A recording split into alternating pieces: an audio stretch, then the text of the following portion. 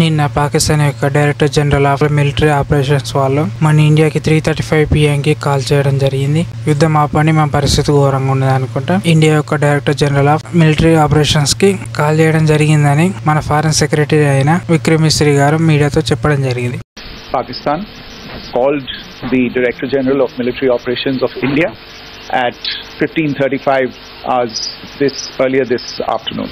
It was agreed between them that both sides would stop all firing and military action on land and in the air and sea with effect from 1700 hours Indian Standard Time today.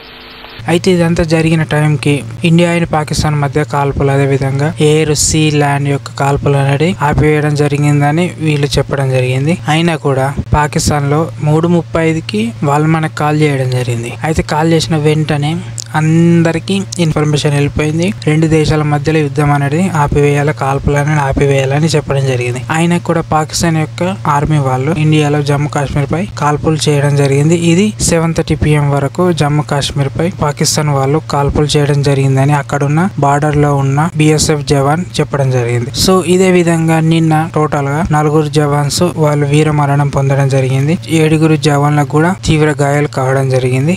అయితే అందులో వీరమరణం పొందిన వాళ్ళు Poonch sector లో subedar major Pawan Kumar గారు, జమ్మూలో rifle man Sunil Kumar గారు, ఉదాంపూర్ లో air force కి చెందిన సర్జెంట్ సురేందర్ కుమార్ గారు, RS పురా సెక్టార్ లో అంటే జమ్మూ డిస్ట్రిక్ట్ లోని BSF సబ్ ఇన్స్పెక్టర్ అయిన మహమ్మద్ ఇంతియాజ్ గారు వీర మరణం పొందడం జరిగింది. సో వీళ్ళు ఈ పాకిస్తాన్ చేసిన ఫైరింగ్ వలన వీళ్ళు వీర మరణం పొందడం జరిగింది. సో రెండు దేశాల మధ్యలో ఒప్పందం జరిగిన తర్వాత కూడా పాకిస్తాన్ వినకుండా మన ఇండియాపై ఫైరింగ్ చేయడం వలన అందులో ఈ 4 జవాన్లు వీర మరణం పొందడం జరిగింది. ఎంత చెప్పినా కూడా పాకిస్తాన్ వినదని ఎయిర్ ఫోర్స్ డిపార్ట్మెంట్ వాళ్ళు మేము ఓపెన్ సింధూర్ అనే మిషన్ అనేది కంటిన్యూ చేస్తాం, సో దీన్ని ఆపేదే లేదు అనుకుంటే వీళ్ళు ప్రెస్ మీట్ లో మాట్లాడడం జరిగింది. సో అదే విధంగా ఈ రెండు దేశాల మధ్యలో యుద్ధం అనేది ఎవరికి ఇష్టం లేదు, కానీ టెర్రరిస్ట్ గ్రూప్ లోనికి సపోర్ట్ చేస్తున్న పాకిస్తాన్ పై ఖచ్చితంగా ఇండియా అస్సలు ఊకుండదు. టెర్రరిస్ట్ క్యాంప్స్ పై ఇండియా అటాక్ చేయడం జరిగింది, అదే విధంగా ఆ క్యాంప్స్ ని కొలాప్ చేయడం జరిగింది. అయినా కూడా పాకిస్తాన్ వాళ్ళు మా దేశంలో టెర్రరిస్ట్ క్యాంప్స్ లేవు అండ్ ఇండియాలో ఉన్నాయి అనుకుంటా వీళ్ళు వాగడం జరుగుతుంది.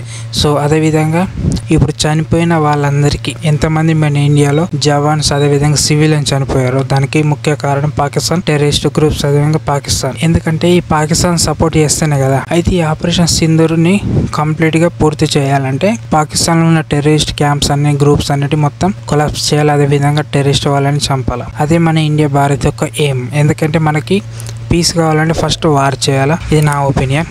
ఇలాంటి ఇన్ఫర్మేషన్ వీడియో తెలుసుకోవాలనుకుంటే మన ఛానల్ సబ్స్క్రైబ్ చేయండి అండ్ మరొక టాపిక్ మళ్ళీ తెలుసుకుందాం. అంతవరకు జై హింద్.